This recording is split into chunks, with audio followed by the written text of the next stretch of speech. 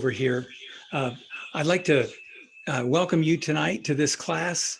It is our last class. Those of you that are here with the Zoom meeting, of course, we're going to have our 2 sessions tonight, and that's going to wrap it up. If you're watching this class on the YouTube channel, this is the last video in this series. There's 7 videos to cover these 14 lessons that we've been working through with Nehemiah on his prayer style. And so it's been an exciting time. I've been glad to do it for you. And I was honored when B. Shelburne asked if I would teach a class. B heads up the Lubbock campus of the South Houston Bible Institute. And then, of course, when Kirk Hayes, also a friend of mine that invited me to teach. I'm thankful for this opportunity. And so I want to thank them and thank you as students for working through this material with me.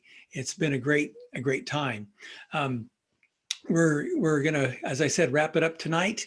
And hopefully, the goal is to understand how varied our prayers can be. That there's no reason to pray the same way or the same style or the same thing just time after time, but to understand the different needs that we have and the different styles of prayer and ways to pray that will help to enhance our prayer life. And of course, that's so that we can be more useful in God's hands and our communication with Him and moving forward. I know that we have some teachers and some pastors and some lay people that are with us. I titled this Prayer at Work because we can pray these prayers while we're at work. We can have these in mind and help us to keep moving on in the mission God has each one of us on right now. And also these are prayers that work. And so it's good to lift our needs up to the Lord and see His answers. So we're going to begin to move on through this.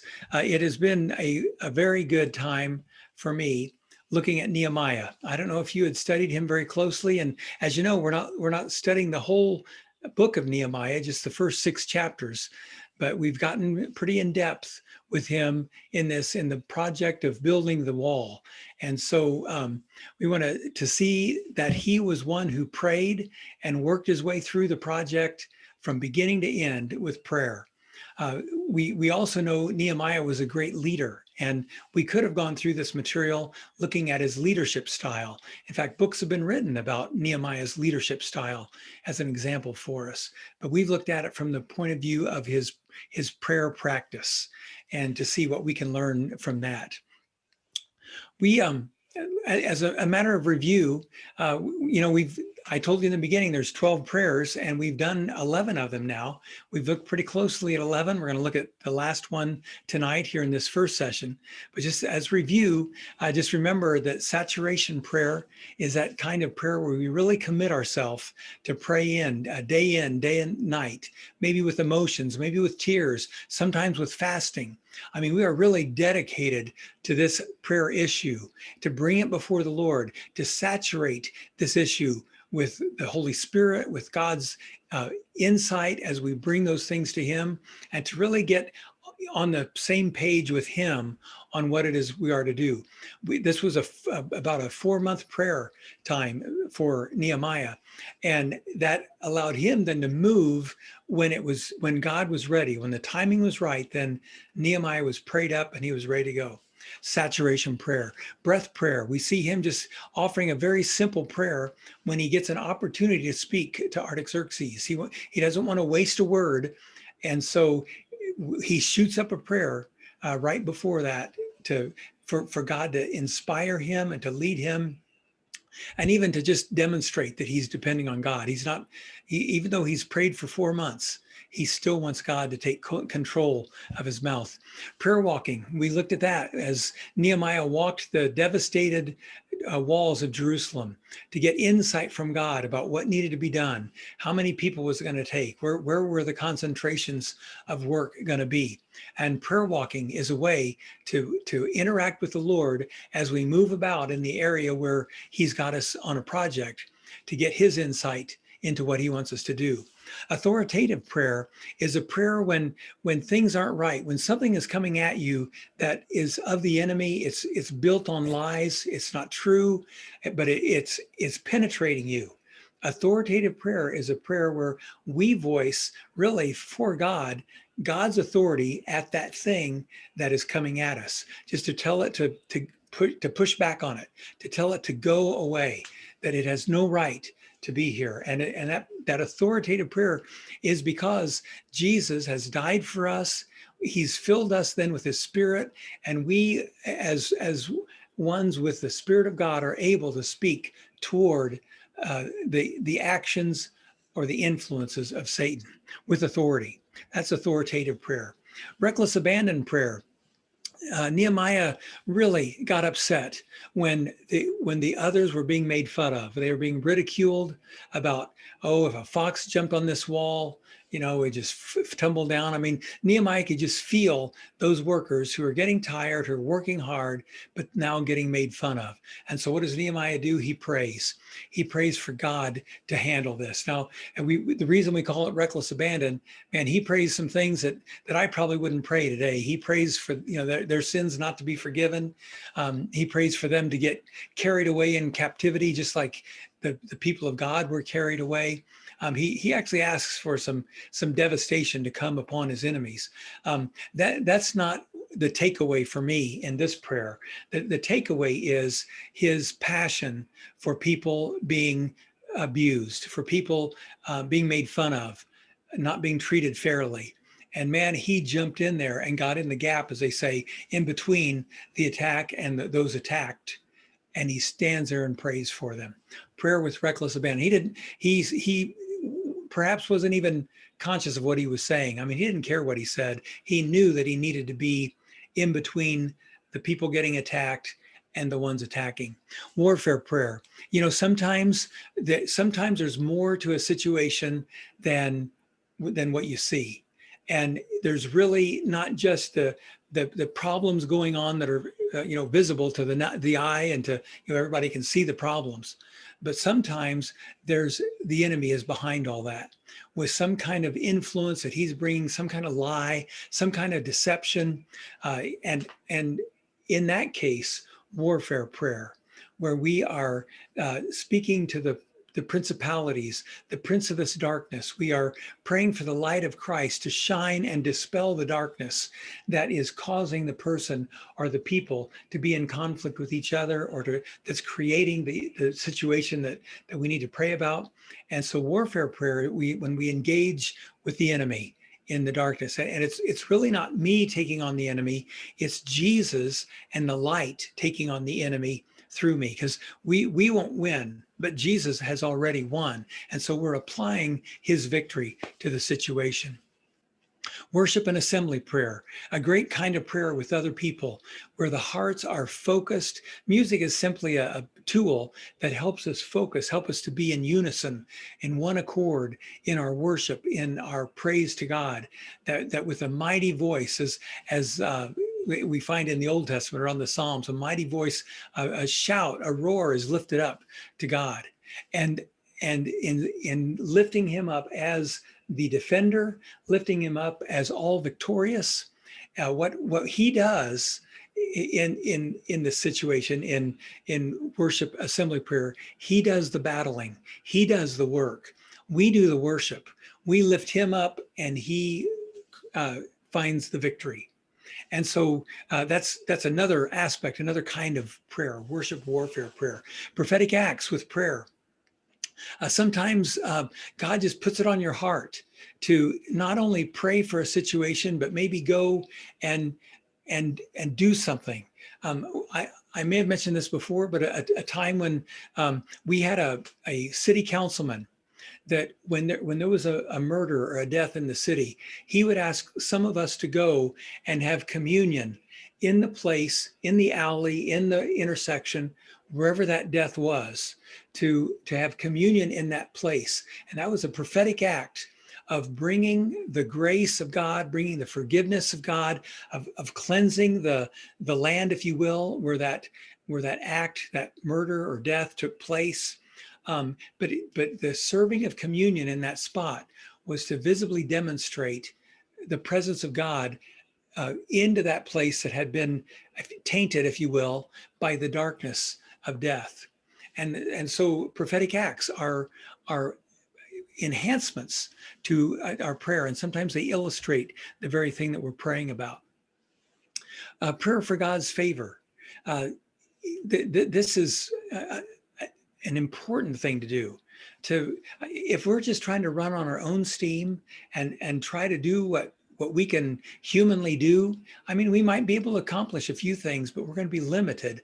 Praying for God's favor is pray that He is in charge, He is at work, His power is at work with us, and so He is the one then that is able to impel us on into the thing that He wants us to do that we could never do on our own. And we want God's favor in our ministry. Praying for strength. Sometimes you want to quit. Sometimes you just feel overwhelmed by the enemy, and you've had so many setbacks. Nehemiah prayed for strength. When that happened to him, prayed for perseverance, for strength to take another step, to do another day. Let's get this wall built. And so prayer for strength is very important for us when that's what we're needing. A word of knowledge. Nehemiah had an opportunity he was being enticed to go do some things, and he knew it wasn't right. And God had given him that insight through his understanding of the word, through his understanding of who God is and God's idea of righteousness. And so he knew it wasn't right to go into that the holy place, but he also knew that the prophet, the false prophet in this case, he was false prophesying because he was paid by some leaders that were forcing him to do this to try to trick Nehemiah. Sometimes we need insight. We need to be able to be in the middle of a situation and just know what is going on, even though we don't really haven't been able to, prove that empirically, but because God has spoken to us or He has led us, He has impressed on us what we need to do. It's called a word of knowledge, and that's another aspect of prayer that we need to know about. Now tonight in this lesson, we're going to look at prayer for justice. And to see, it's the last prayer, number 12 of what Nehemiah prayed in the building of the wall, the last 12 prayer before we get to that point where the good word that the wall is finished.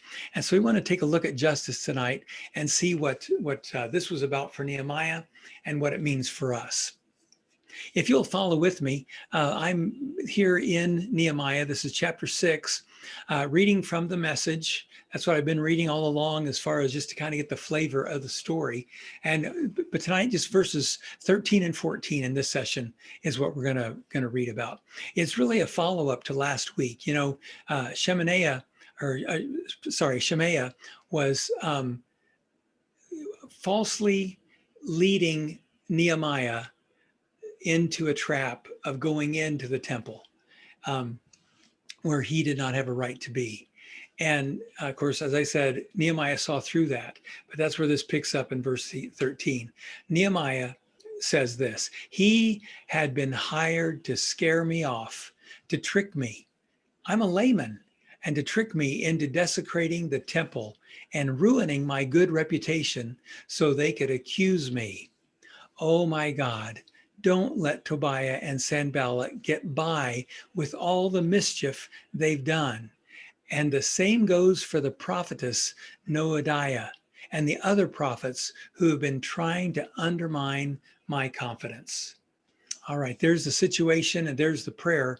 Verse 14 is the prayer that we want to look at when he prays for God to not let Sanballat and Noadiah get away with all that they have done. Let's think about this prayer and the situation leading to it. The enemies of Nehemiah had made numerous attempts to stop the progress, and we could go back through them. Lies. Remember the very first thing when they were starting to build, and Sanballat and Tobiah said, "Oh, you're doing this in defiance of the king. Wait till he finds out. You're going to be in big trouble." And that was a lie. They tried ridicule. If a fox jumps on the wall, it'll fall over. They tried to threaten with war. They were all surrounded, and they were going to come at them from all sides. They tried slander when they said, "Oh, your prophets are saying there's going to be a king. Nehemiah, you really want to be a king, and you want to overthrow all of us and overthrow Artaxerxes, and we're going to let everybody know that you're after everybody." That was slander. It was not true. They tried distraction. Here, come on, Nehemiah, come on over. Let's talk about how we're going to have relations. As you get your wall built and you get established, how we will deal with each other. And that was a distraction. They were trying to get Nehemiah away. This threat of assassination that Shemaiah gave to Nehemiah, and then the hiring of false prophets. There were so many ways that the enemies made attempts to stop the progress. They did not want to see. They liked it that those walls were in shambles. That city, Jerusalem, didn't seem like any threat. I mean, they could have their temple, but their city was unfortified. And they could put a stop to whatever at any time they wanted to. And so when it was being built, it created a threat. And so they were threatening Nehemiah. And he had been threatened for now a month and a half, 5 weeks in going through all this. Another aspect of the situation of leading to this prayer, their tactics were aimed at Nehemiah. I mean, they were always trying to get him. They were trying to make him fearful, as he states a couple places, trying to get, and Nehemiah, we know one of his themes is, don't fear men, fear God. Let the fear of God rule inside. And so, but they were trying to get him to be afraid. Their ultimate goal, though, wasn't really him. It was to stop the completion of the wall. And they knew that if they could bring their leader down, they could control the people. And so that's why their attacks were at Nehemiah. They had to get him out of the way in order then to degrade the people and to stop the building of the wall and therefore stop the threat. So it's a two-pronged attack. I mean, it's attacking Nehemiah, but it's really attacking the people and attacking the project all at the same time. Now, in this prayer, and as we think about the situation leading to the prayer, Nehemiah mentions a prophetess, Noadiah, and then he also mentions the other prophets that are falsely accusing him. It reminds me of Ezekiel 13, some of the warnings against false prophets. If you wonder, if you don't know that that's a thing, it really is, that there were some prophets, false prophets, that would speak up and try to get people away from the Lord. Ezekiel 13 talks all about this, the whole chapter. And Ezekiel wrote his work while Nehemiah and the people were in Babylon. So this would have been fresh word from the Lord, Ezekiel, from Babylon, and it had to have been fresh in Nehemiah's mind. Ezekiel 13:2 says, "Son of man, prophesy against the prophets of Israel who prophesy and say those who prophesy from their own inspiration, but they say, listen to the word of the Lord." Verse 6 says, "They see falsehood and lying divination, who are saying, the Lord declares, when the Lord has not sent them." Verse 8 says this, "Therefore, thus says the Lord God, because you have spoken falsehood and seen a lie, therefore, behold, I am against you, declares the Lord." 13 goes on, verse 17. "Now you, son of man, set your face against the daughters of your people who are prophesying from their own inspiration. Prophesy against them. Woe to the women who sew magic bands on their wrists and make veils for the heads of persons of every stature and hunt down lives. Will you hunt down the lives of my people, but preserve the lives of yours and yourself?" Here the chapter just goes on about the warnings against false prophets and false prophetesses. Now, Noadiah is one that is only mentioned here. We don't know anything else about her except this mention right here. So apparently, even though it's not Shemaiah was the prophet, the priest prophet that had led him to, led Nehemiah wanted to lead him into the temple. But Noadiah is not mentioned here in Scripture, other than this place. But obviously, she has been harassing Nehemiah with those warnings, those false warnings, as well as some of the other prophets. So he's up against, in this prayer of his, he's up against false prophets that are dangerous, and not just Shemaiah, but others as well. And so there's a lot on his mind as he goes into this prayer. So what is his prayer? This 12th kind of prayer, a petition prayer, prayer for himself. I call it a prayer for justice. His actual words are here. Remember, oh my God, Tobiah and Sanballat, according to these works of theirs, and also Noadiah, the prophetess, and the rest of the prophets who were trying to frighten me. That's it. That's the prayer. Remember, oh my God, and enlist Tobiah, Sanballat, Noadiah, and the prophets. Remember them. Now that's we want to see what he means, or what we can learn about that kind of prayer. Here's just some thought about Nehemiah. I've already mentioned this tonight, but the fear of God ruled Nehemiah's life. We've got to get that. We've got to understand that the fear of God is not, we don't cower before God as one that we're afraid that we're going to get destroyed, or because he's mean and so we cower away and we have fear. It's not that kind of fear at all. It is fear, it is respect, it is honor. I grew up on a farm in Indiana, and in the back of the tractors was something called the power takeoff.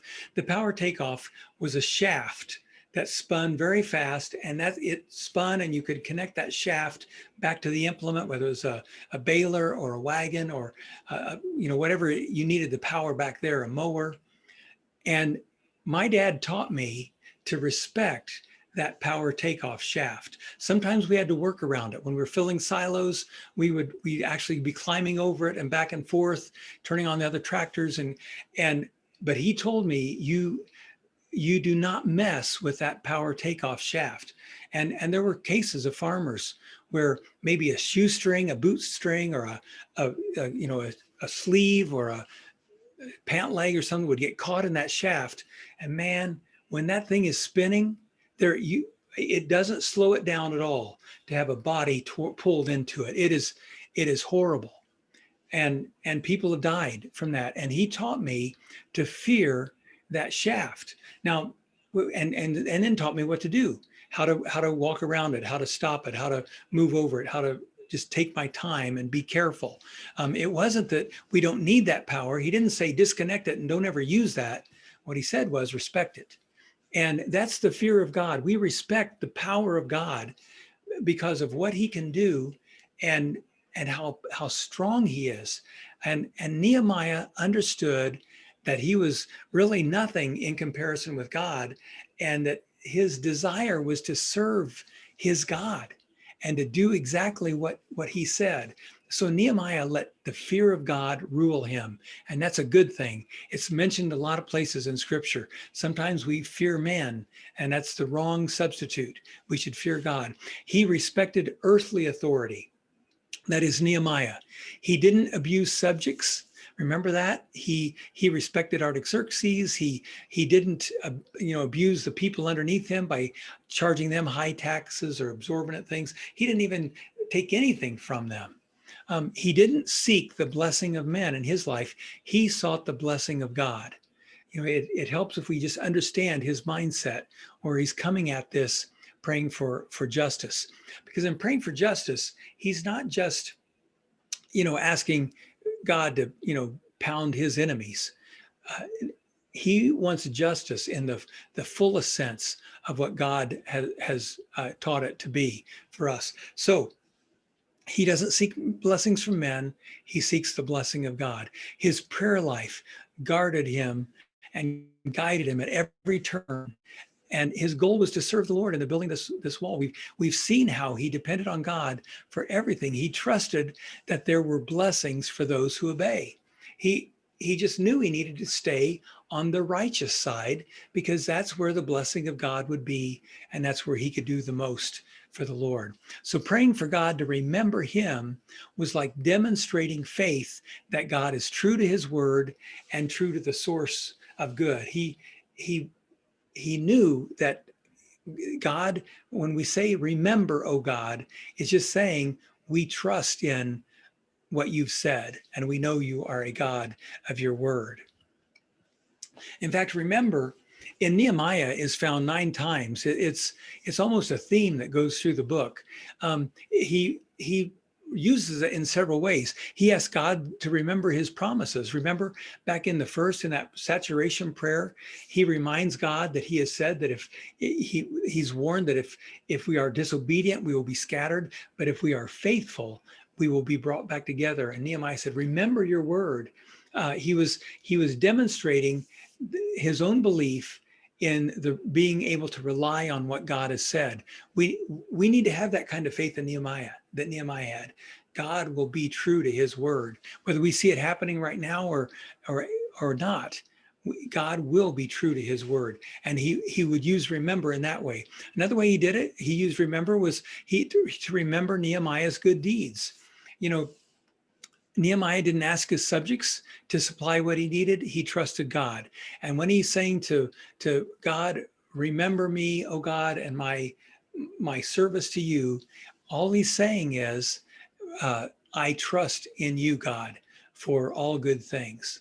And another way that he remembered was and use remember would be to remember Nehemiah's enemies. Nehemiah prayed for vengeance, but he knows that vengeance was in God's hands, i.e., justice. In that prayer with reckless abandon, he's also praying against the enemies. In that case, he lets the prayer go on where he's saying that their sins wouldn't be forgiven. He's asking God to, cast them off into captivity somewhere. Let them get a taste of their own medicine. And he enumerates some ways that he would like to see God act, but in this last prayer, the prayer for justice, he seems to understand, and I think he understood it the other time too, but he seems to understand that vengeance is the Lord's. It's not up to us to punish or to bring about, the downfall of anybody because of what they've done. That's God's business. That's up to him to do. And so when he says, remember my enemies, he's just saying, God, you're in charge.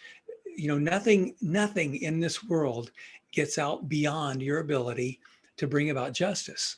And so God, just remember us all, and your will be done, is what Nehemiah is saying here. Sanballat and Tobiah, along with Geshem and some of the others, they were opposed to God's people and God's plan. We need to see that Nehemiah gets the brunt of their actions, but it's really God's people that they're mad about. It's really God's plan. It's really God. And so, unlike the prayer with reckless abandon, Nehemiah puts their destiny in God's hands. He asks for justice to be served. As in other intercession for workers, Nehemiah wanted to preserve them. His petitionary prayer here can also be seen as intercessory prayer for the sake of the people. You see, even though this is a petitionary prayer, he's asking for himself, God, remember these and all these attacks on me. Remember me and remember them. I'm trusting in your will to be done. Even though it's prayer for him as petitionary, it's also an intercessory prayer, because the whole idea was to get Nehemiah out of the way, so then the next attack could be on the people and on their project. So this prayer for justice is a prayer for God's will to be done, not just a selfish prayer of Nehemiah that, get them back for what they did to me. And so I want to make sure we see this prayer for justice in that light. The answer to prayer, well, the wall was completed. We're going to read that in verse 15. It was done. The enemy's weapons did not prosper. What a blessing. We played a worship song a few weeks ago that said, even though those enemy's weapons are fashioned, they will not prosper. Isaiah 54:17, that's where that comes from. No weapon forged against you will prevail, and you will refute every tongue that accuses you. This is the heritage of the servants of the Lord, and this is their vindication from me, declares the Lord. That verse kind of puts in perspective uh, what Nehemiah is asking for. He's just saying, God, you saw it all. You know what's happened. You know what everybody deserves. You are the one that metes out justice. And so God, just, I'll stay out of it, Nehemiah is saying. And he's thanking the Lord in this answer to prayer. I'm sure that their attempts to stop the progress did not prevail. Now, situations where this prayer is useful. Obviously, when evil must come to justice. I mean, we see this all the time, where it just seems like evil is winning, that like progress is being made in the wrong camp, and we can't do anything about it. We pray, we work in ministry, we come against those things, but sometimes it just seems like evil prevails. Well, that's the time to pray for justice. God, you know what's going on. I couldn't punish this and correct this situation if I wanted to. You can. And so God, remember these things that are going on, and we submit them to you for your justice. Now, we are children of God who have been given dominion in the earth and authority to pray, deliver us from evil. We pray that every time we pray the Lord's Prayer, deliver us from evil. We have a right. Jesus taught us to pray that, and that deliverance from us and safety for us, and then for evil then to have the end that Jesus has designed for evil, because he's already dealt with that. He's already found the victory. Nehemiah was protecting the people from being bullied and dominated by leaders who don't care for the people like Nehemiah cares about them. I want you to see the fact that it's not just Nehemiah, wanting God to come to his defense. You take care of them because they were hurting me. Nehemiah was wanting to deal with the leaders of the surrounding states or cities that were wanting to dominate and bully the people of Jerusalem. And because he knew they don't care about the people like Nehemiah does. Nehemiah cared about the future of his people. The other leaders cared about what they could get and how they could keep their empire or their fame, their riches in order. So when we come up against those things where we see someone treating someone else unfairly, it's a time to pray for prayers of justice. And that's, of course, what Nehemiah did. God is a God of righteousness and justice. His justice is part of who he is, just like righteousness. He is a righteous God, and we are called to righteousness. He's also a just God, and he calls us to justice. Since we're made in his image, we ought to also be about righteousness and justice when we see those things lacking in this world. In praying for justice, we are not excluded from being subject to God's justice. Nehemiah asked God to be the judge, while Nehemiah does his best to treat those under him fairly. We're not excluded. When we pray for justice, when we pray for God to treat our enemies as they deserve, we know that he is also going to treat us as we deserve as well. And we're not excluded from that. And because we are called to justice and to righteousness. I'd like to play a video here that I'm going to, here's how we're going to do it. If you're watching by YouTube, then you're going to need to look at this screen right now and go to YouTube and search for Justice Bible Project and find it and watch it. I'm going to play it. If you're in the class right now, we're going to watch it. So you don't have to go find it. But I'm going to stop the recording for YouTube because it creates a copyright issue if I include that in the teaching video.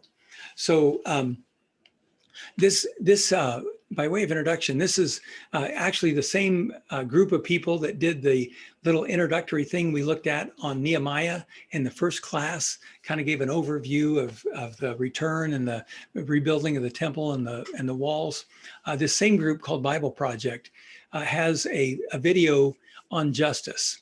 And I want us to take a look at it and see what a good definition of biblical justice. So I'm going to try to get this started, and it may take a few moments to get it rolling, but we'll get this done. We'll listen to it and we'll talk about it when we're done.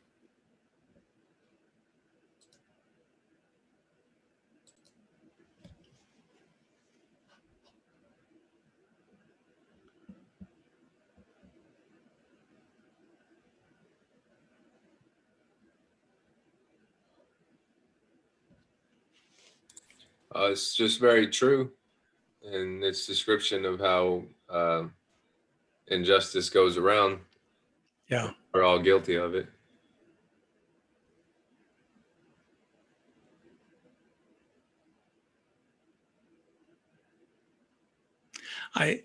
Thank you, Christian. I like how it gives the center of the definition of righteousness and justice to the fact that God is righteous and just, and he's created us in his image.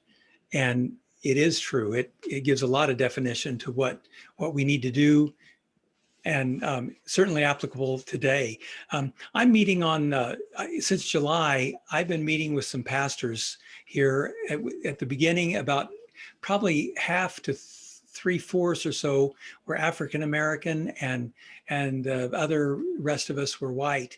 But we've been meeting together, and we'll meet again tomorrow night. We meet every other Tuesday to try to understand what the Christian response is to what's going on in our world, in our country right now, especially with the violence and the deaths and the things that have been going on. And with these pastors, it's been a great experience of trying to figure out what does the Bible say about justice, and what can we do, and what should we do in responding to the things that are going on. I mean, we know what media might say or what other individuals might say from their perspective, but what does the Bible say? And this video is one that we watched early on in our times together to begin to try to think about how our response needs to come out of God's word and out of who he is and who he's created us to be. And so that's been on my mind through these the last several months. And so when we come to this lesson tonight of prayer for justice, I realize how what Nehemiah is asking for is the very thing that God, it's a characteristic of God. Let's just look at the things that are on this sheet here. Righteousness and justice are mentioned together about 80 times in the Old Testament. They are like two pillars of characteristics of God that are often mentioned together, and we are called to righteousness and to justice. These characteristics of God are ones that he asks us to uphold. We as his people are to be carriers of biblical righteousness and biblical justice. Nehemiah is battling with receiving injustice from Sanballat and Tobiah. They're treating him poorly. They're trying to bring him down. But Nehemiah, even though he's battling with that, he tries to be fair with those under him. His style of leadership is different from other governors who take advantage of their subjects, who take everything that's owed to them in terms of food allowances and then taxes on top of that. Nehemiah did none of that.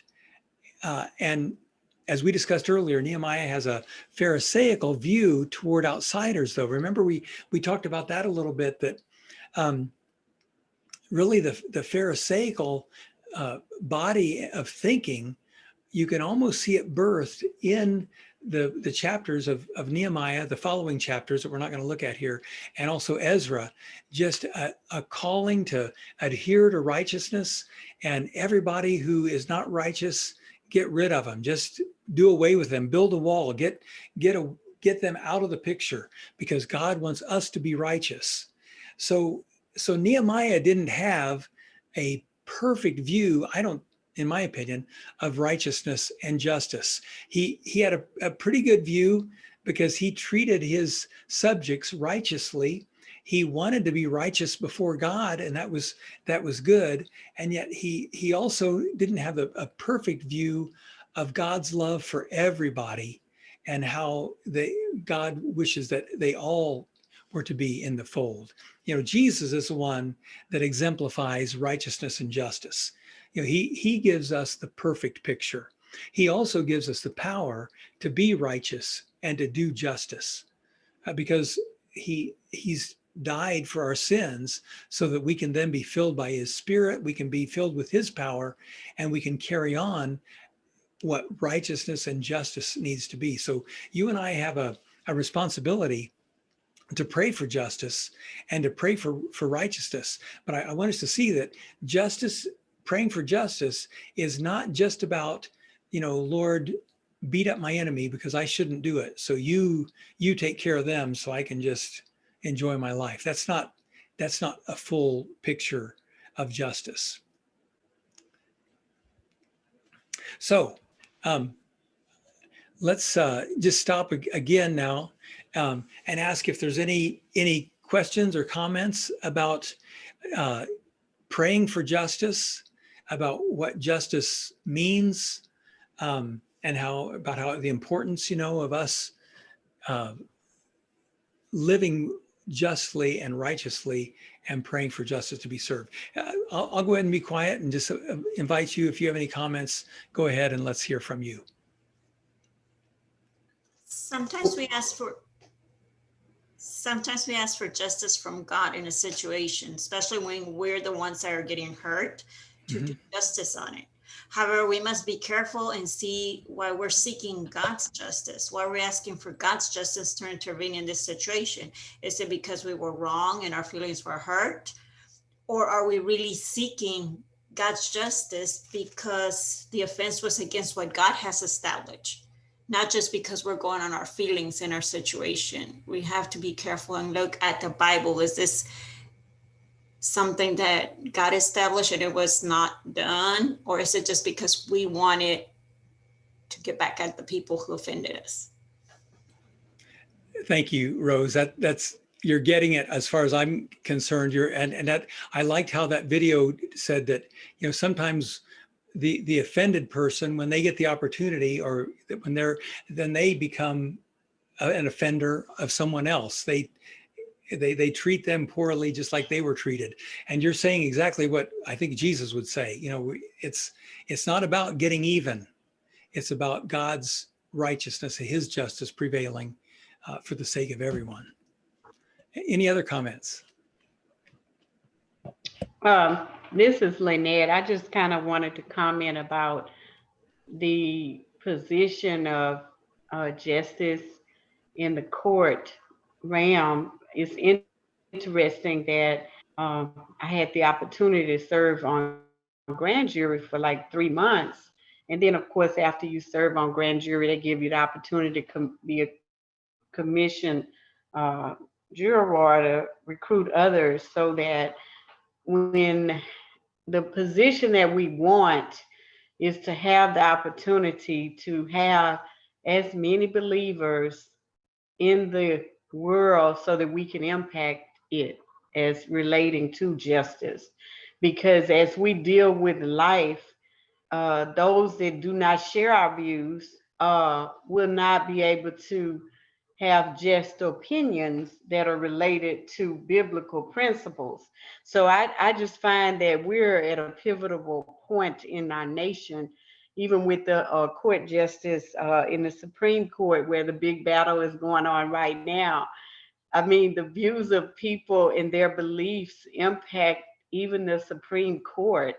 And so, you know, when we look at biblical justice, we want to make sure that those that share that view is heavily influenced in every walk of life. So I'm just at a point in my life that I know as we begin to pray, and I'm glad that I was able to make it into the class, that just being able to pray for biblical justice, because we may have justice, but it may or may not be based on the Bible. And what I find interesting, when I did serve on the grand jury, they have Bibles that are there to help you in your decision. But if you don't know what the Bible says, you cannot apply it to justice. You can't apply it to anything in life. So I would just say that being able to rightly divide the word is going to help us in praying for that biblical justice in our society. So it's just studies like this on prayer. It's just so enlightening to help us in our Christian walk to be able to do things better. So I'm looking forward to more justice because of the way the world is now, that we have to be that light to give light to the world. And even with the righteous, the things that we know that are right, if we don't share it, those that are wrong won't know, because that's what we have to use. We have to use the word to even say that this is wrong because. So I'm just looking forward to being able to apply this principle in prayer. Good. Thank you for those comments, Lynette. Any others?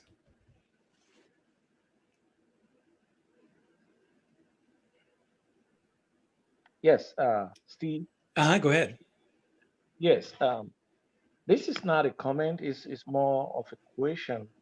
I Okay. know Nehemiah used this justice prayer um, in this session, because he was looking out for his workers and his people, and with regards to all the injustice and everything that has been done, he needed to submit and talk to God about these people to do something about them, because looking at the prayers from the beginning, it seemed like they keep coming back and keep coming back. So something had to be done, and he submitted these people and talked to God about them.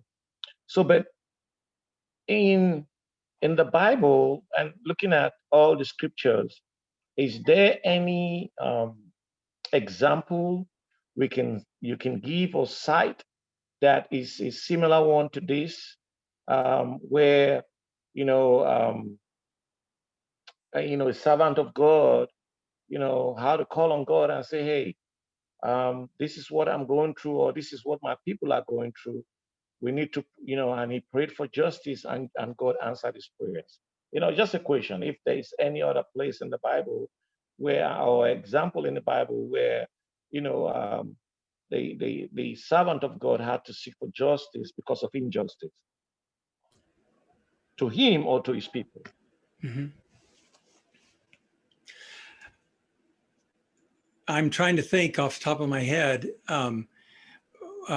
One thing that comes to mind is Paul's writing about, there being no Greek, there being no Gentile, there being no male, no female, but just emphasizing how we are all equal before God. But I don't know. I'll have to think about that maybe after the break or something. Have something as far as another example of that. The prophets, often pray for justice, or speak of the justice of God, and of course that comes out more condemning, it seems like, obviously, because they're talking about the the areas that need to be corrected. But that's a good question. As far as a specific example right at this moment, I don't have one. But I mean, maybe someone else in the class has one. If so, feel free to speak up.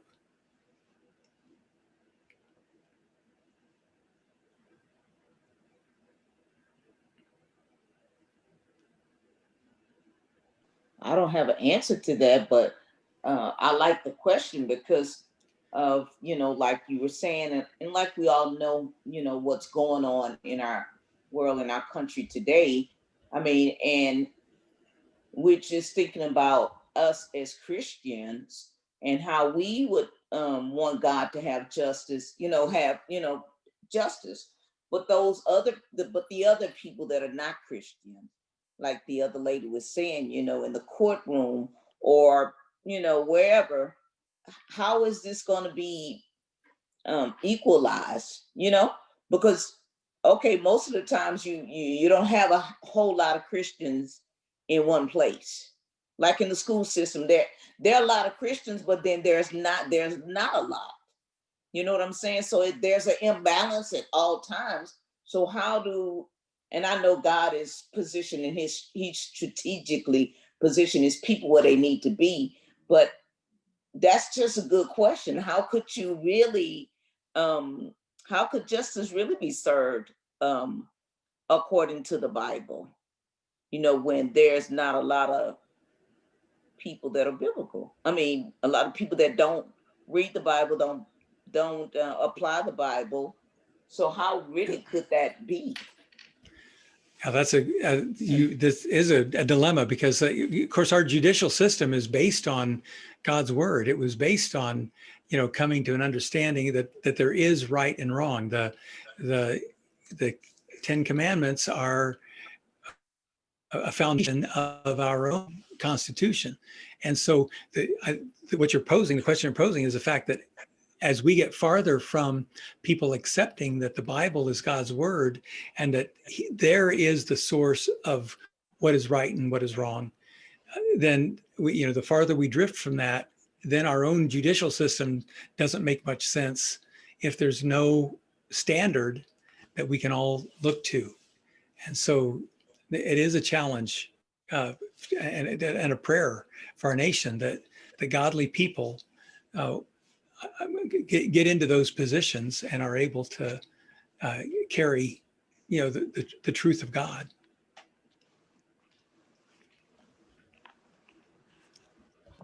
And I was just kind of thinking about I just saw Joy's comments also on I think she said Psalm 7 had prayer for justice. Oh, But what I was thinking about was like the book of Judges. The whole book is about the wagering of situations. And in addition to that, as under Solomon rule, he often had to make decisions, and they're not easy decisions. And the one that came to mind was the mother of the children, where the one baby died and one lived, and who's the mother, and the choice of the mother, and how he made that decision. But in life, with us dealing with the situations that we're in, we have to fall back on God's word. And the loving part about it is that your influence matters. When you serve on jurors, you serve on trials with jury and so forth, your influence matters. The fact that you are a Christian, it's just like we're salt and light. The fact that you're there is going to make a difference. mm-hmm.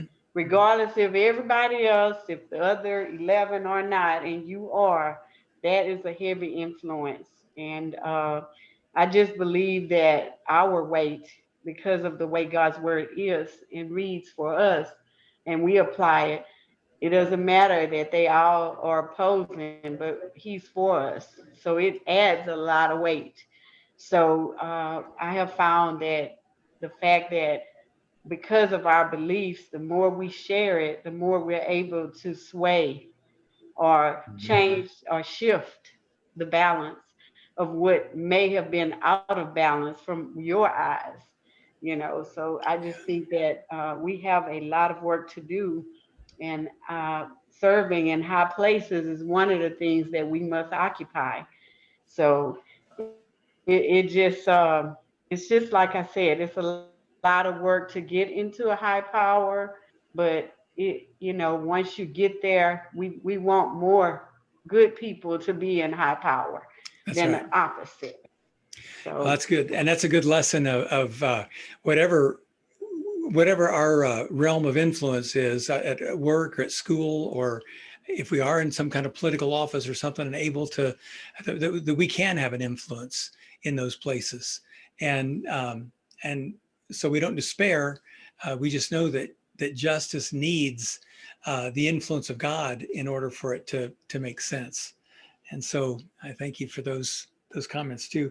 I just turned to Psalm 7 as well, and you may want to look there too. That may be Chuk's part that would help us answer that. Just a psalm of uh, where David asks for defense against the wicked who are after him. And I know we'll find that more in the Old Testament of asking for.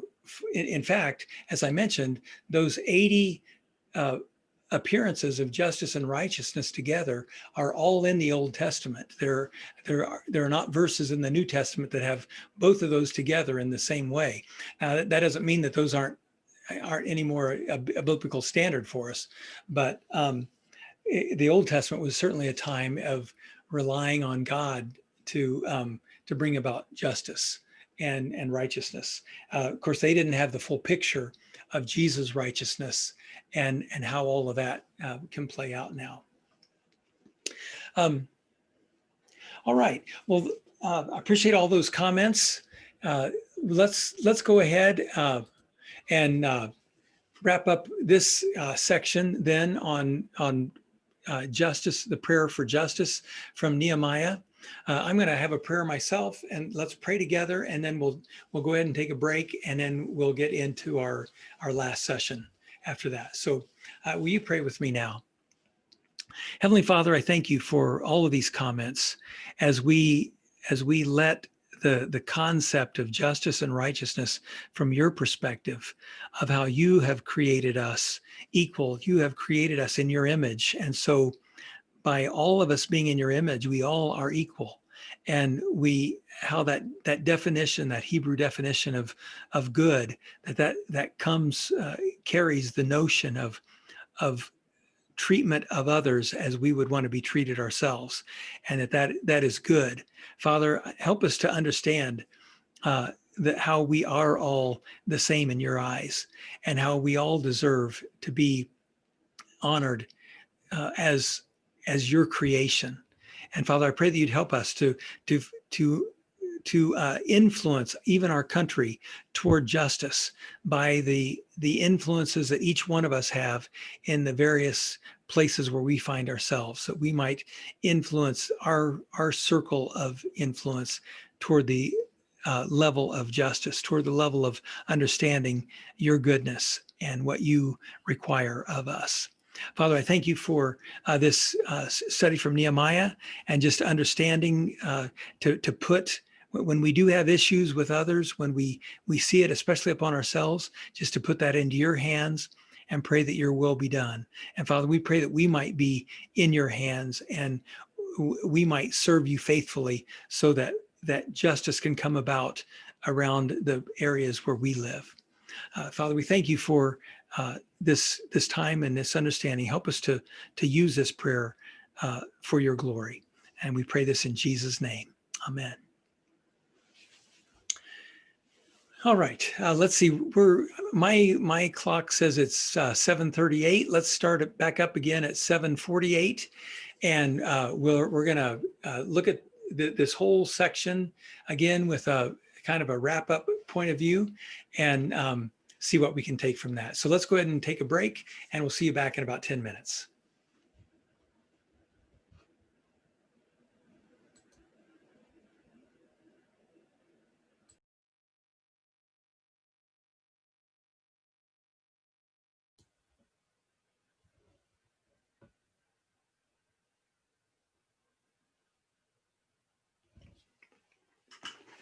All right, we're back. It's time, our 10-minute session, our break is over.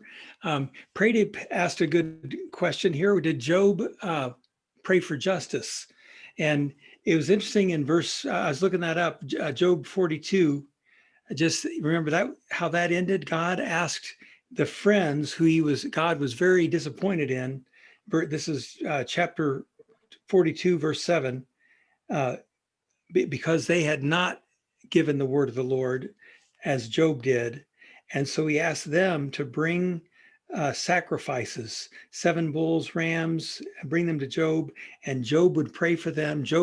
So Job prayed on their behalf. And then verse 9, then the Lord did as he told them. And then the Lord accepted Job and restored his fortunes.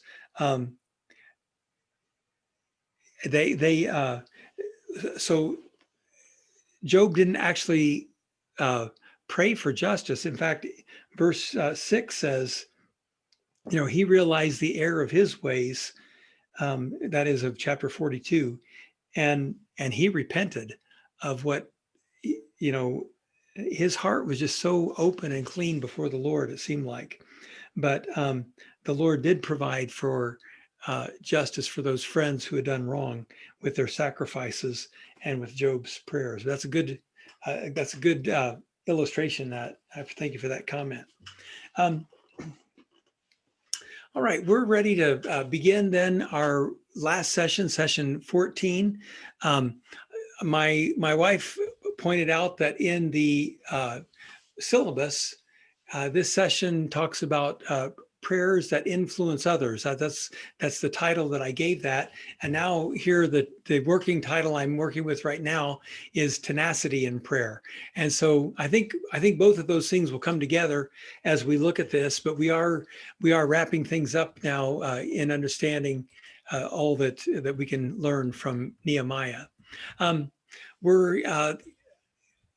We've looked at him from start to finish and found that he's a man of prayer, found that he's kind of human like you and me. We see his raw emotion, but we see that he's a man of God. He faces things. He doesn't get shaken. It seems like every time something comes that would throw him off, he turns to God in prayer. Just what a great example for us of someone who could see this project through and do so with prayer being at the core of what he's done. We've looked at all of these. I kind of went over them in detail in the first part of this evening, so I won't do that detail right now, but just remind you of things like saturation prayer, breath prayer, prayer walking, and authoritative prayer. We saw all of these as prayers that were used to prepare him for the project. They set the stage for God to be able to do what he wanted to do.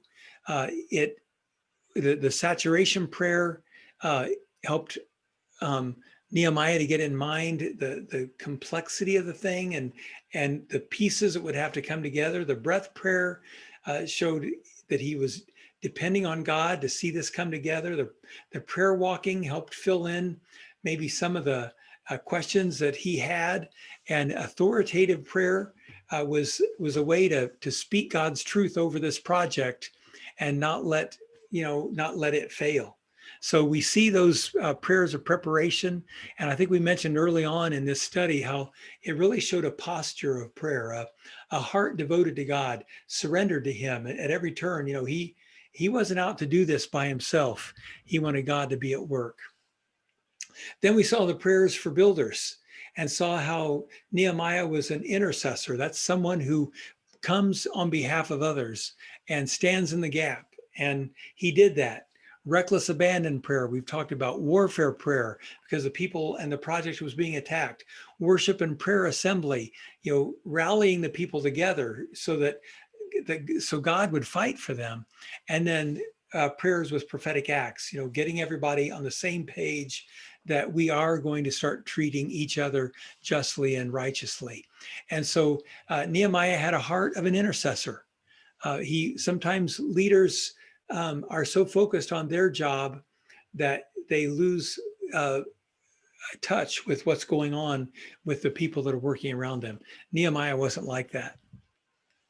We then see the petition for the leader, and we talked early on about how that we would get to this part where it's really important to pray for yourself.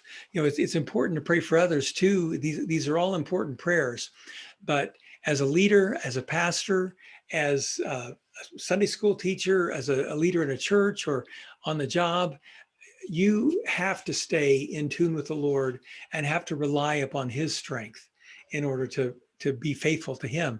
And so that's why praying for favor, praying for strength, praying for God's knowledge, and praying for his justice. Those all are aspects of prayers and important prayers when we're praying for ourselves, to pray and to keep ourselves tuned up with God and in a position to carry out what he wants us to do.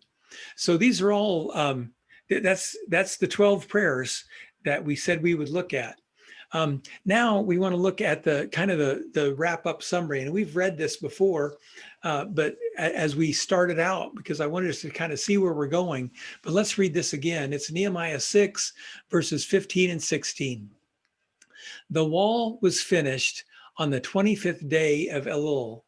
It had taken 52 days. Now just think of that, 52 days. We've mentioned that before, but remember that saturation prayer was 4 months. In all of our work through this study, it's been, I didn't add it up, but it's around 52 days of what we've been working through Nehemiah. So at this 1 week at a time, probably a little bit less than that. But it's amazing to think that wall and that project was completed in that amount of time, 52 days. So just imagine all these prayers we've looked at, all these threats, all these things that have gone on. They've all been, really concentrated in that time. And Nehemiah was able to keep everyone focused and through prayer able to push back at the enemy so that the project could be taken care of. But then this next part is I really want us to think about this a little bit. When all of our enemies heard the news and all the surrounding nations saw it, our enemies totally lost their nerve. They knew that God was behind this work. Whether they agreed with it, whether they submitted to the Lord because of this, I don't know. But they could not debate the fact that God was with these people and with Nehemiah. They could tell by the way the project took place, how quickly it was resolved.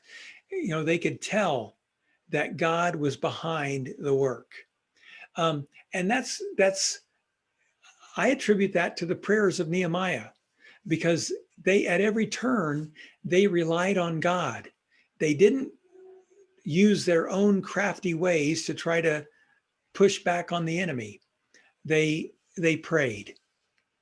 And that's what I mean in that syllabus statement about having prayers that influence others, that our prayer life would be such that people would see our dependency upon God, but not only, maybe they never see us pray, but just by seeing what God does, by seeing the way the project goes, the way the ministry goes, by seeing how it all unfolds, that the enemies, those who are enemies of God, would have to admit that they can tell that God was behind this work. And it's a way to get their focus upon God, for them to at least question or wonder if God might be a loving God that we talk about him being, if he might be one that would accept them. And of course, we know that that's true. And so this prayer life of Nehemiah not only got the wall built, but had great impact on the surrounding people. I want to think about some allegories, I guess, if you will, gates and leaders. I want to think about this story and just have you just kind of mull this over a little bit. Even with the wall completed, remember at one point the walls were done, but all of the gates were not hung. So when the gateways were still open, the enemy was still optimistic. It still looked like, oh, we can get in. Look, I see those gaps. That's all we need a toehold, just a small way in. Now, just as the integrity and the effectiveness of the wall depends on the tenacity of gates. You see, those gates have got to be able to open so that they can go freely in and out, the people who live inside. But when they're closed, they have got to be structurally sound. They've got to be able to be in the open position and the closed position. They got to bend with the need. They got to move with what the situation is in the moment that it's needed. And so, just like the effectiveness of the wall depends on those gates, and therefore the gatekeepers that operate the walls, the integrity of the whole project depends on the tenaciousness and the resolve of leaders to pray and to honor and to serve God. It was a project for defense for the city. That's the physical wall, the gates, and the gatekeepers. But when we're talking about prayer, when we're talking about influencing others, it depends on our ability to be tenacious with prayer, to be a leader that prays, a leader that honors and serves God, in order for the work that we do today to have that kind of impact on others. Tenacious is an adjective.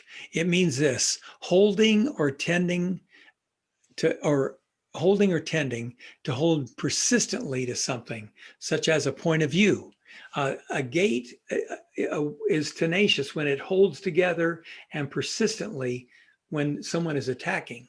But it can also be holding a point of view, holding our faith, holding our beliefs, standing strong no matter what the enemy is doing. We need to be tenacious. Tenacity, the noun, means to act. It's the act of holding, to hold fast, to hold.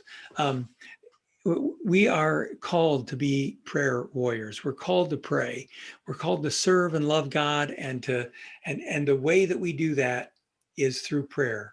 I like Oswald Chambers, his statements. He has so many good ones, but one is, prayer is the work. We don't pray about the work that we need to go out and do. Prayer is the work, and prayer is where the battle is won, and prayer is where the work gets done. We just go out after we pray, we go out and put things into place like it should be, because we have prayed. And we need to be hold fast to prayer and continual in our prayer and not back down. For tenacity as a leader, you must pray for the project, for the workers, and for ourselves. I hope you take that for yourself as you think about all these prayers, that we're praying for the ministry God has for us. We're praying for others that are working with us, and we must pray for ourselves that we stay focused on the ministry that God has for us. Okay, here's where we're going to have some fun. I've decided to have a pop. We haven't had any pop quizzes. We haven't had any pop tests. The syllabus says, there will be no final exam, and that's true. But I decided for us to have a pop final exam. Okay, so now if you're upset with me, or if you're nervous or whatever, you're going to grade your own. It's not going to be recorded. This is simply for you to just kind of see where you are on all these prayers, and hopefully it'll be kind of a fun way for us to just see if we're getting what we need out of this and out of these 12 prayers. So you need a blank paper. It can be lined. It can be the back of your study notes if you've got those. It doesn't have to be fancy. This is just for you. And what I'd like for you to do, if you can see this, is just number 1 through 12. You're going to have 1 through 12 down this side and a line. Okay, so there's going to be 12 parts. This is kind of like fill in the blank. I tried to figure out how to do it without giving you everything ahead of time. And so this is what I came up with. So we'll see if this is going to work. But you need a paper that has numbers 1 through 12 and a line, because you're going to put, A, C, J, K. You're going to put an answer beside each of these numbers as we go down through these. And what I'm going to do is I'm going to read a situation for a prayer, and that'll be for number 1. And then you're going to fill in the letter, whether it calls for saturation prayer. Does that situation call for prayer for justice? Does it call for warfare prayer? I want you to see if you can apply, what we've talked about with each of these situations. Now, some of these situations you may think, obviously, like with any multiple choice, I want you to put in the one that best describes that. Sometimes there may be a couple that you really could be the right answer, but I want you to try to figure out which one you think is the best. So I'm going to assume that you all have your paper now, or at least you have something you can write a 1 on. And let's look at this first situation, this first kind of prayer. Question number 1. When helpless members of your community are mocked and abused, and it seems that no one is coming to their aid, what kind of prayer would you pray? When helpless members of your community are mocked and abused, and it seems that no one is coming to their aid. Now, here are the answers that you can plug in. If you think that's describing saturation prayer, put an A. Breath prayer, put a B. Whatever prayer you think it is, put that letter on your paper beside your number 1. I'll let you look over those answers. While you're looking at those answers, let me read it again. When helpless members of your community are mocked and abused, and it seems that no one is coming to their aid, how might you pray for them? If you think it's 1 or 2, or you haven't decided, go ahead and put the 2 answers or whatever beside, and then we can come back to that one if we need to.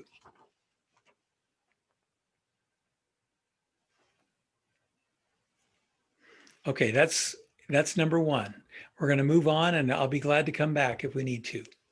Number 2 for your paper. When you are praying with a group and you want to make sure that everyone is on the same page with you on praying for the situation, and God has prompted you to physically demonstrate the prayer, what kind of prayer is that? When you're praying with a group and you want to make sure everyone is on the same page with you, praying for the situation, and God has prompted you to physically demonstrate the prayer. Here's those answers. Whichever one you think that describes, put that by your number 2. I'm going to read it one more time while you're looking at those.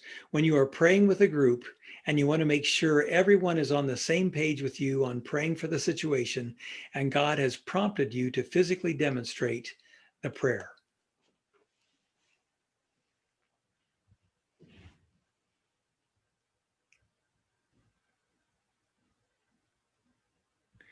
All right, that was number 2. Now we're going to go to number 3. Here's number 3. When you are suddenly confronted with a situation in which you need to respond immediately. You're suddenly confronted with a situation that you need to respond to immediately. Here's the answers. Which one is that talking about? I'll read it one more time. You are suddenly confronted with a situation in which you need to respond immediately.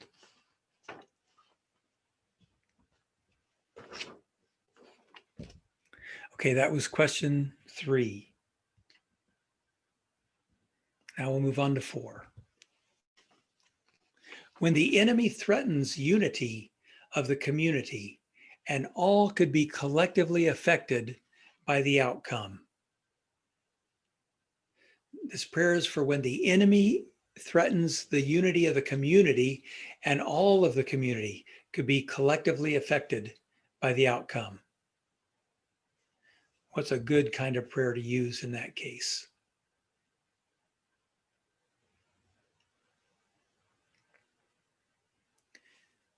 Again, number 4, when the enemy threatens the unity of the community and all could be collectively affected by the outcome.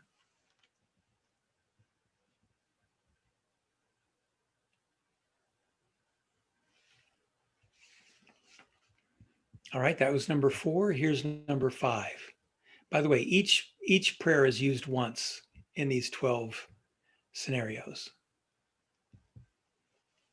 Number 5, when you need to make a decision, but it would really be helpful if you knew more specifics about the situation that would impact the decision you make. All right, you need to make a decision. It would really be helpful if you knew some more specifics about the situation that would impact the decision you make.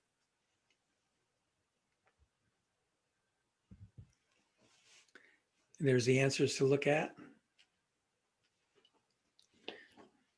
Well, I read it again. When you need to make a decision, but it would really be helpful if you knew more specifics about the situation that would impact the decision you make.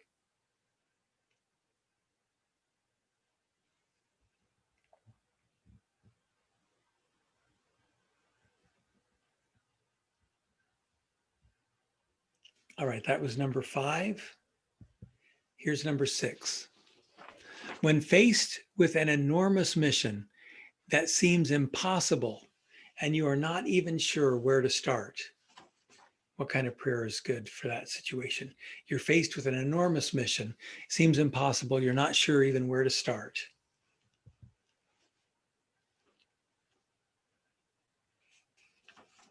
I'll read it again while we're looking at those. When faced with an enormous mission that seems impossible and you are not even sure where to start.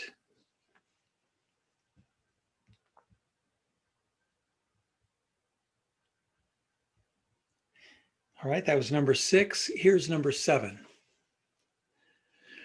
When you would like to take matters into your own hands and attack someone because of the unfair way they have treated you. What's a good prayer for that situation? When you would like to take matters into your own hands and attack someone because of the unfair way they have treated you.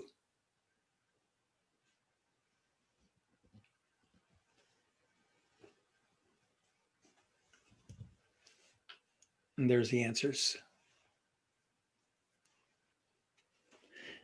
Which one most applies to this one, number 7, when you would like to take matters into your own hands and attack someone because of the unfair way they have treated you? How should you pray when you're in that situation?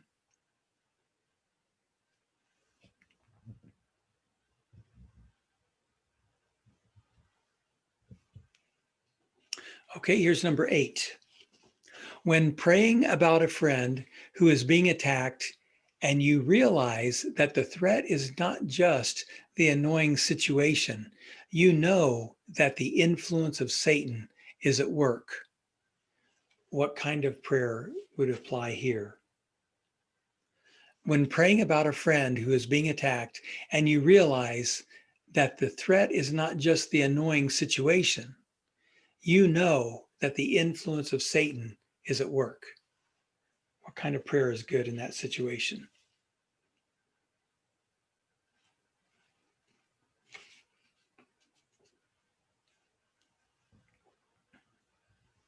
Sorry, there's the answers.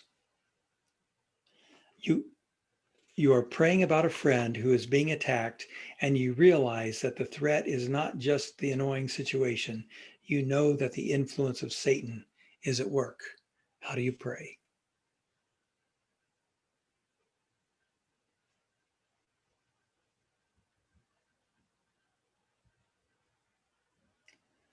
All right, that was 8. Here's 9. You would like to start a ministry for the homeless around the downtown section of your town.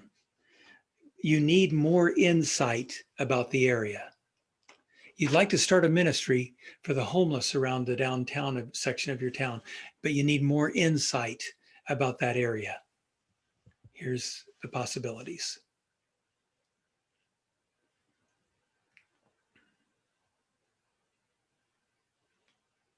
You'd like to start a ministry for the homeless around the downtown section of your town. You need more insight about the area.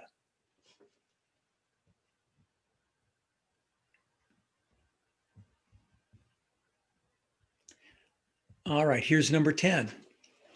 When tempted to abandon the work because you don't think you can take any more setbacks, what prayer would apply here?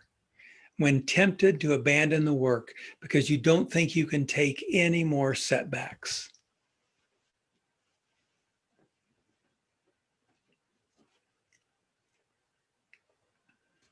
As you look over those, when tempted to abandon the work because you don't think you can take any more setbacks.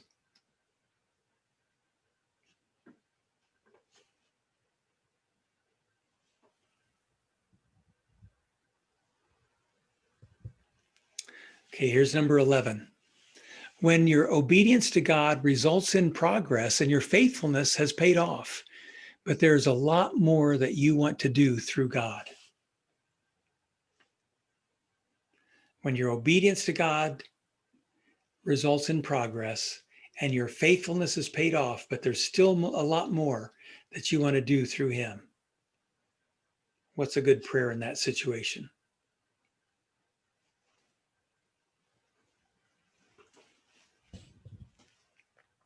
When your obedience to God results in progress and your faithfulness has paid off, but there's a lot more that you want to do through God. That's number 11.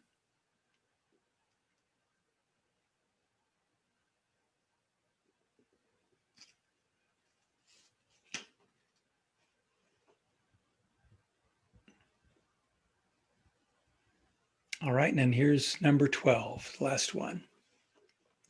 When the enemy accuses you or someone you know falsely and lies that could with lies that could devastate you and render you defeated. What kind of prayer would fit this situation?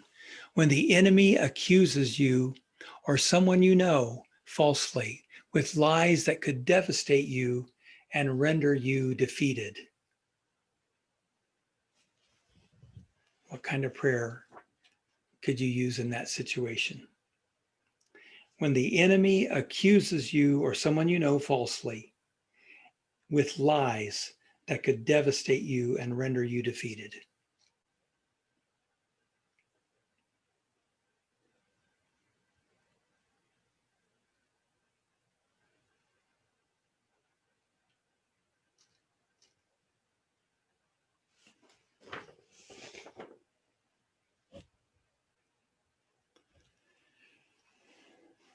All right, that was number 12. Now, before we go over this again, I'd like to ask, are there any ones that you would like repeated, or maybe there were a couple ones that you kind of thought they could have been one or the other? Hey, would you like me to read any other one for you before we go down through these one more time? If so, Yes, just go ahead. the first one, number 1. Okay. When helpless members of your community are mocked and abused, and it seems that no one is coming to their aid. Helpless members of your community are being abused, and no one is coming to their aid.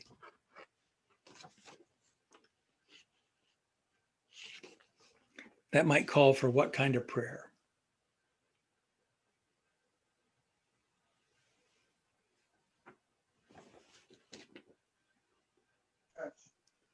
Can you put it on the screen? Yes.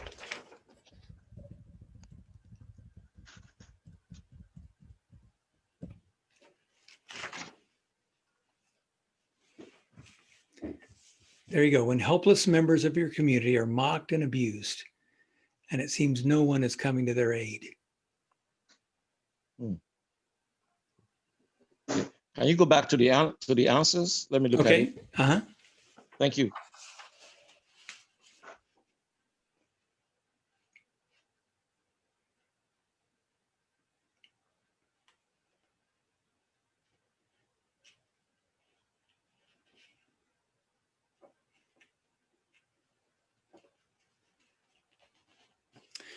Anybody else want another one read?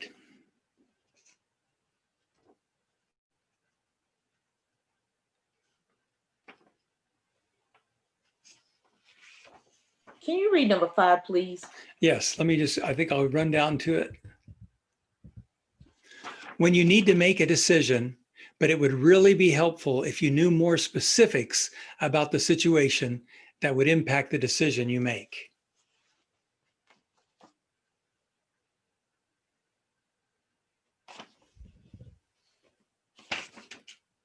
When you need to make a decision, but it would really be helpful if you knew more specifics about the situation that would impact the decision you make.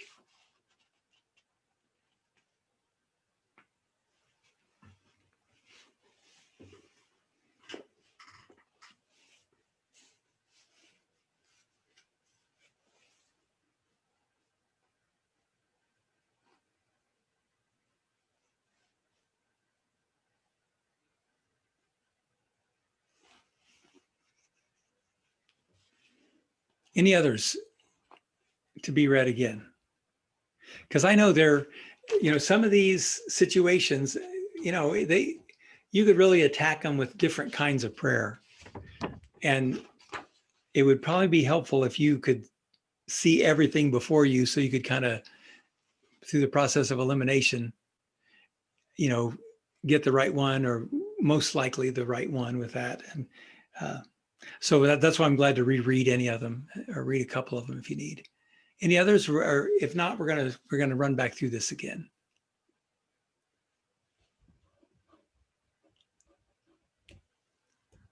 All right. Let's go back and now, I'm not really, I'd be amazed if somebody got all of them right. I mean, because it's not a perfect test. I mean, I'm not sure I spend enough time wording everything just to make it real distinctive, but hopefully it, gives you a chance to see, well, hey, here's the situation, and man, we could plug this in or use this in this situation. I do want to, before we go back through these and kind of give you what I think the answer is, just notice the verse Ephesians 6:18 there at the top, and pray in the Spirit on all occasions with all kinds of prayers and requests. Praying at all times with all kinds of prayers.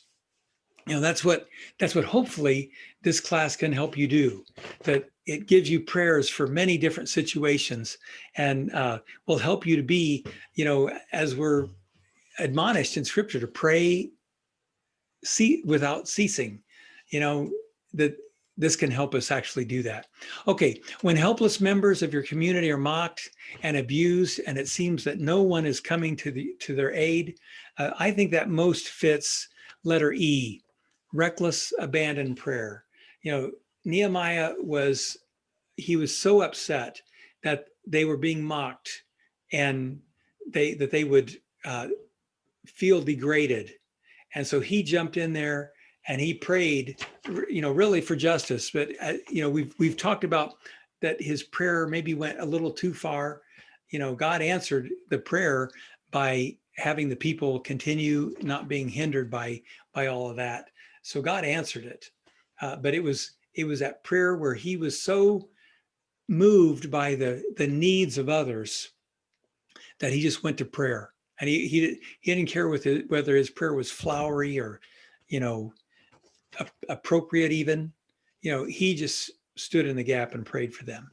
So number one, I would say, is letter E.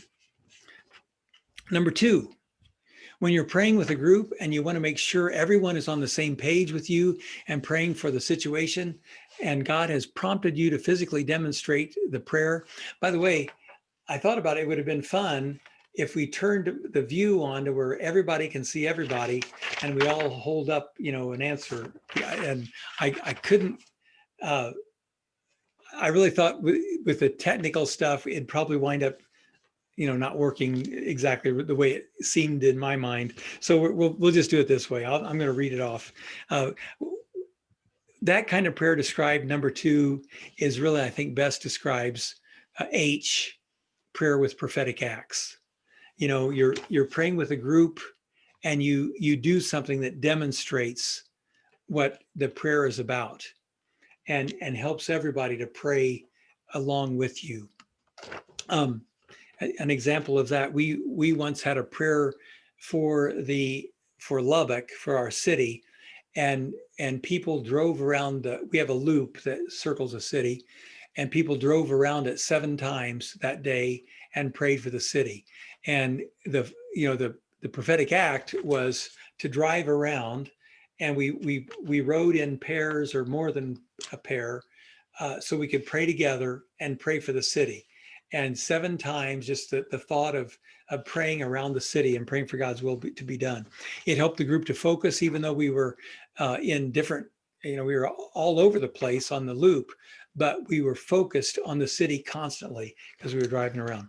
Okay, number 3. When you are suddenly confronted with a situation in which you need to respond immediately. This one, breath prayer. Hopefully that was one of the easier ones, one that doesn't really have maybe a couple answers that you might choose. But you're suddenly confronted.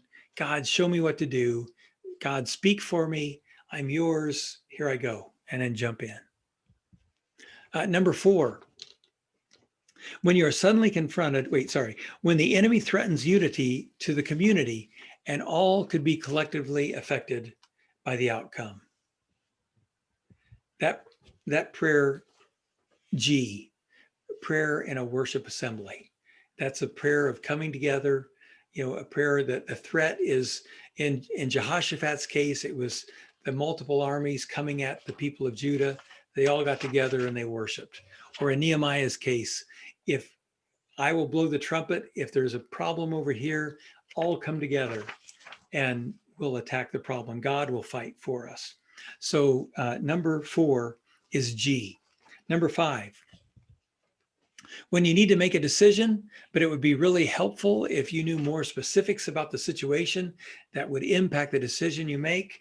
I know that one that one may have been confusing with a couple. I'd say that most applies to letter K, to prayer, a word of knowledge. You're praying about a decision, and there's just pieces you cannot know what is right or what is wrong, or what the most appropriate, and that's where a word of knowledge, God, just show me, help me to go in the right direction, to, even though I don't know which one to go, help me. And so that would be number 5. I think the best answer for that is letter K. All right, 6, when faced with an enormous mission that seems impossible and you are not even sure where to start, I think that's probably one of the obvious ones too, saturation prayer. You've got to bathe this thing in prayer to figure out exactly what God's calling you to do. So number 6 would be letter A. Number 7, when you would like to take matters into your own hands and attack someone because of the unfair way they have treated you. What's a good way to pray when you have that feeling that you're just, where you want to hurt somebody? L is prayer for justice. That's where Nehemiah was there at the end. He would have loved to put some of those people in their place, but instead he just prayed, God, you've seen it. You're in charge, and vengeance is not mine, it's yours, Lord. Number 8, when praying about a friend who is being attacked and you realize that the threat is not just the annoying situation, that the influence of Satan is at work. You see something on the surface, but there's more going on. F, warfare prayer. You're praying about the lies of Satan. You're praying about the spirit of unfaithfulness, or you're praying against, the spirit of selfishness.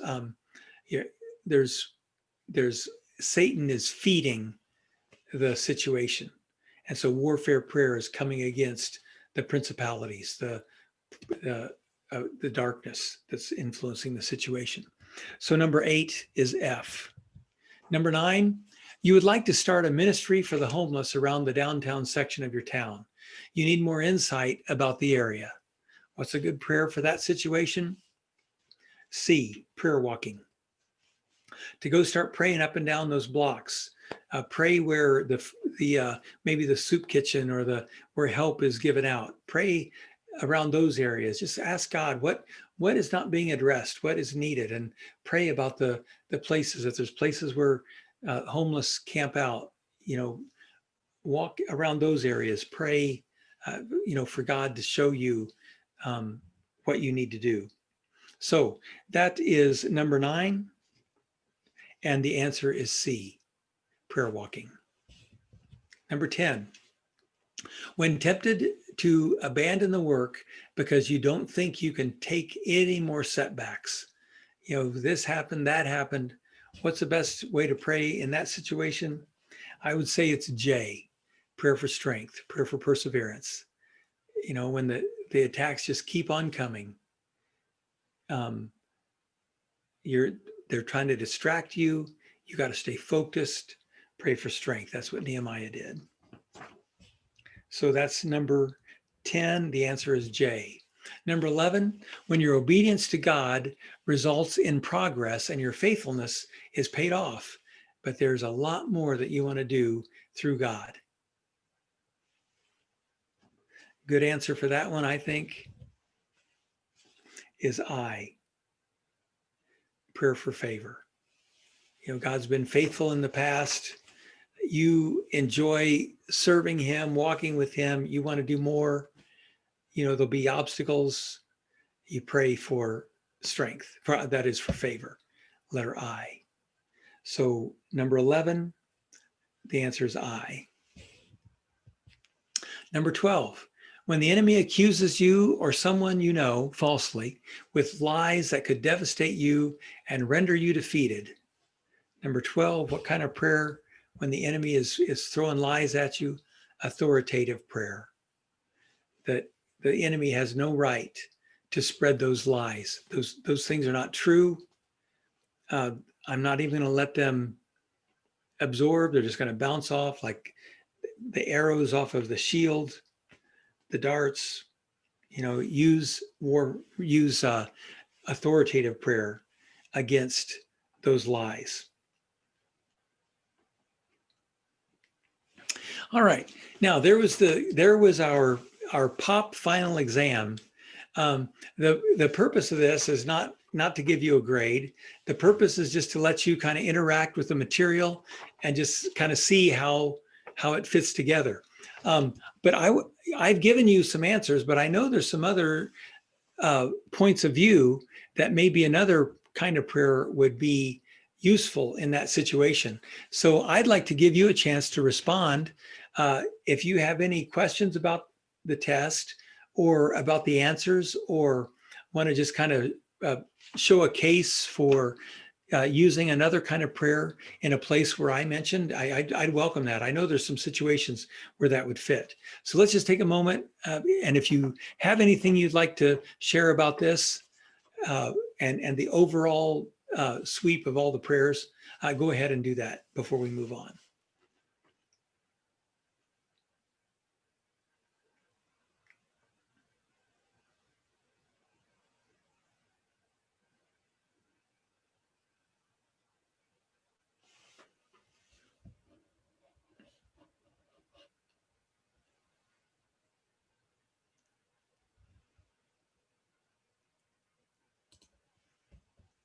All right. Let's move on. We're going to wrap this up. Actually, we're going to finish up early tonight, I think. And I think after every other night going clear to the end at 9 o'clock, it's not bad to have at least one night where it's not quite so late. But let's just think about a couple more things about the wall and the cities and the story, and kind of some concluding statements, and then we'll wrap this up. This about Nehemiah's wall and cities.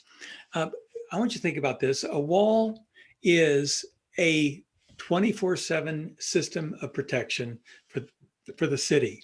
You and I don't live most likely in a city with walls.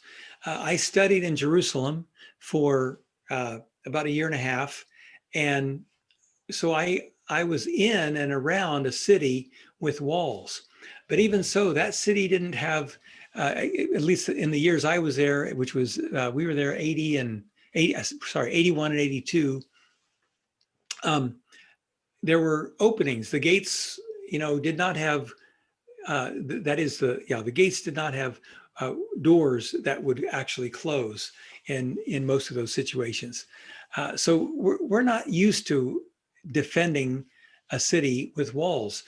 We have airplanes now. Walls don't really help if you're trying to really protect a city.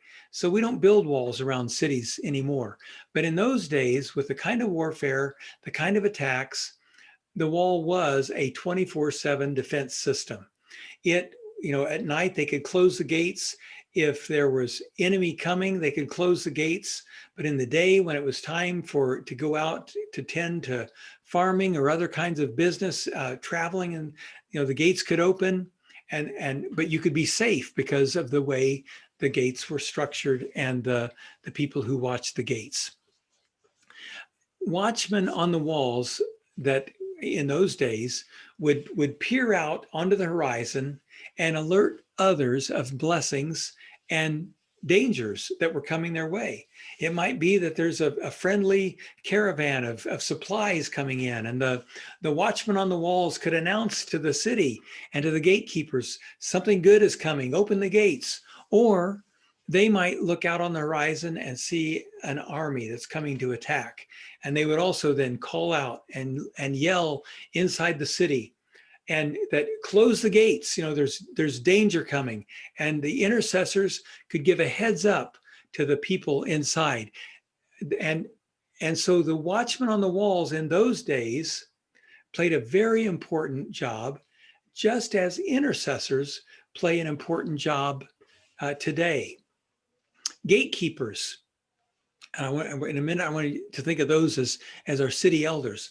Gatekeepers determine who or what is allowed to enter the city.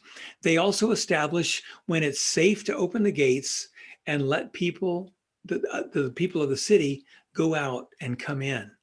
Gatekeepers were very important. They needed to know when to close gates. They needed attention when to open the gates, and listen and interact with the intercessors, the watchmen, in order to make that system of protection work very well. And so we have that. I want to suggest that we in our towns have these same players. We have intercessors.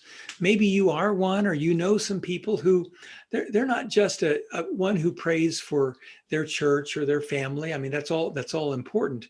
But some have a heart to pray for the city, to pray for a larger community. Some have a heart to pray for the country, and God has put it on their heart, and they just constantly would lift up, in our case, the United States, lift up the leaders, or in my case, and some of the rest of us, the Texas, and pray for the leadership in the state of Texas, or in my case, Lubbock, and pray for the leadership of Lubbock. I think sometimes God puts on your heart, an intercessor's heart, what wall they're standing on and what the domain is of the area that they are praying for.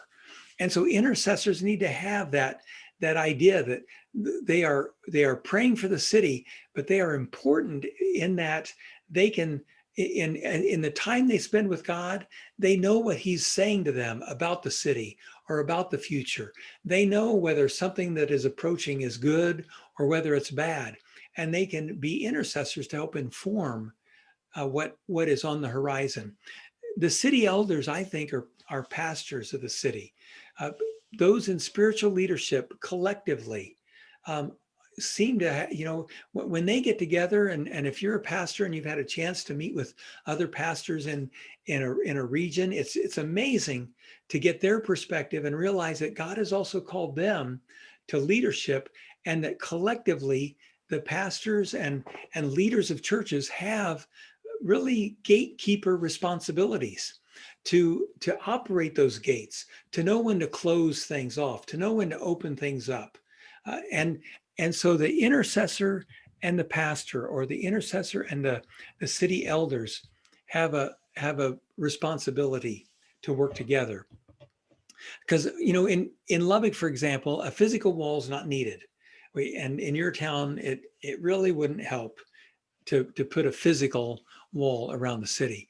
But we do need a systematic prayer strategy that is a means of protection for the city. We still need a wall. We just need a prayer wall.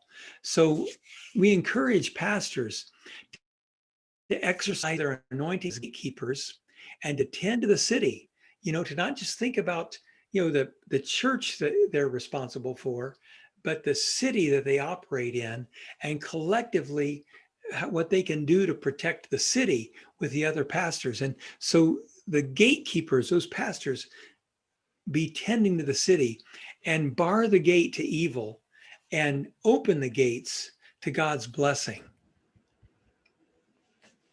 We also need city-focused intercessors that will take their stand on the wall. Again, there's not a physical wall to get on, but get in a vantage point where you're seeing the city, and watch from the wall. Be a watchman. Watch and pray, and collaborate with the gatekeepers, the pastors. Let them know what you're hearing. Let them know what you're seeing, what God is speaking to you about for the sake of the city, about what the blessings that are on the horizon or the dangers that are lurking around. Both the watchmen on the walls don't operate the gates. The gatekeepers do. But the watchmen inform the gatekeepers, and the gatekeepers listen to the watchmen. And what a great relationship there is when the intercessors and the pastors, the church leaders and the intercessors, are working together and hearing from one another and responding to one another. Without such a wall, a prayer defense system, that is, this, what I'm thinking of today, a city is prone toward destruction. It's defenseless. We don't have this 24/7 protection that we need. And so I just want to encourage you, in whatever way this might apply to you, where you live and in your situation, whether a pastor, an intercessor, whether in a big city, a little town, whether you have relationship with other intercessors from other churches regarding the city, or if God has put it on your heart to be an intercessor for the city or for the state, to realize the importance of this prayer defense system, and to do as God is leading you, to offer that kind of prayer and protection for the region. In doing so, you're helping build a wall like Nehemiah did. Not a physical wall, but you'd have the same purpose as Nehemiah, to build that protection so that God's people might thrive, so the city might prevail and be protected, and to move forward into what God's called it to be. So this business of Nehemiah, the story was about building a wall, but the lesson is about building prayer protection and using prayer to bring about the protection that we need so that we can be the people of God that he's calling us to be. So that's prayer at work. Seen in Nehemiah, seen in Jerusalem. I hope you also see how that's prayer can be prayer at work in Lubbock, in Houston, in South Lake, in all the different areas where we find ourselves, where God's got you planted. Prayer can be at work there too. And so I hope that this study can energize you and give you some tools, equip you to build the wall of that defense system of prayer around your city, around your church, just around your family, in all those areas. So that's prayer at work. All right, that concludes our study here. Let's see. I want to look up. I'm looking at an answer here. Yeah, that's a good point. I was just looking at you at an idea about, or you probably all saw that. I'd like to open up the microphone for maybe some concluding statements. If there's something God's put on your heart about prayer, I just invite you to share that. If nobody's got anything of that nature, then I'm going to close this in prayer and we'll wrap things up. But I would, if God's prompting you with an insight or something, I'd really like you to share that with the group before we close.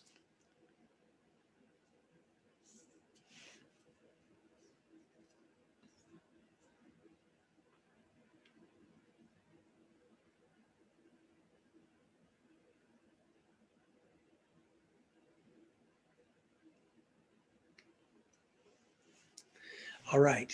Thank you. Great. Thank you. Great class. Appreciate it. Oh, well, thank you very much. Thank you.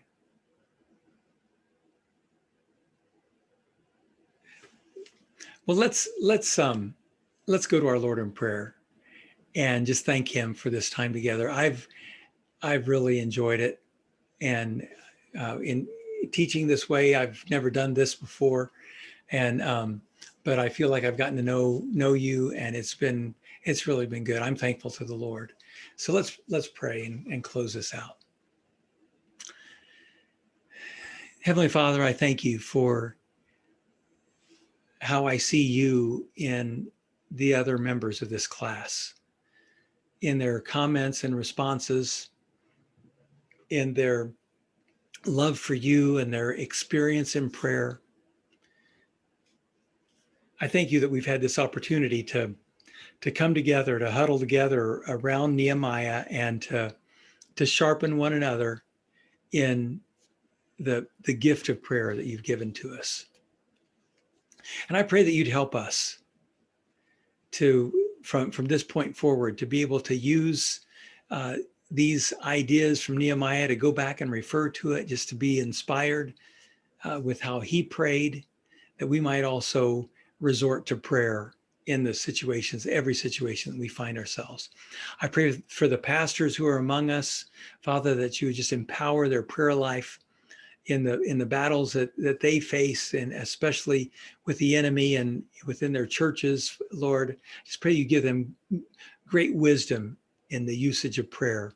I thank you for those that are members of churches and are faithful to pray for the leadership and the direction of the church and the ministry, and especially in these hard times where it's all getting redefined and in some cases difficult to carry out. Lord, I pray that you would give them prayers that will be powerful and that will address the challenges that they face. For those of us that are in the workplace, Father, I pray that you'd help us to see how we can pray for fellow workers in other situations and address the issues that they are facing through prayer.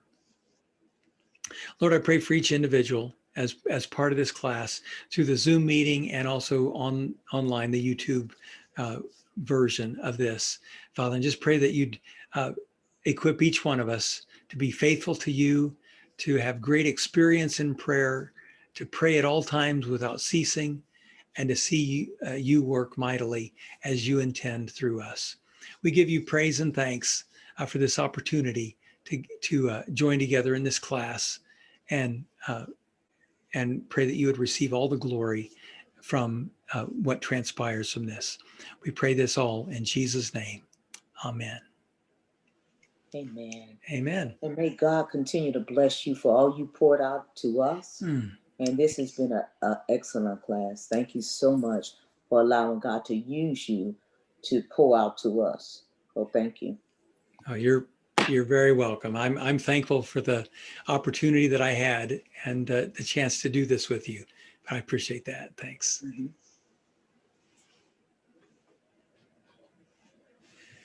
All right. If you haven't already sent a chat, I think I've been watching them. I think most of you have, but if you haven't, go ahead and do that. And then just a couple more housekeeping things for those of you that are doing this as an audit.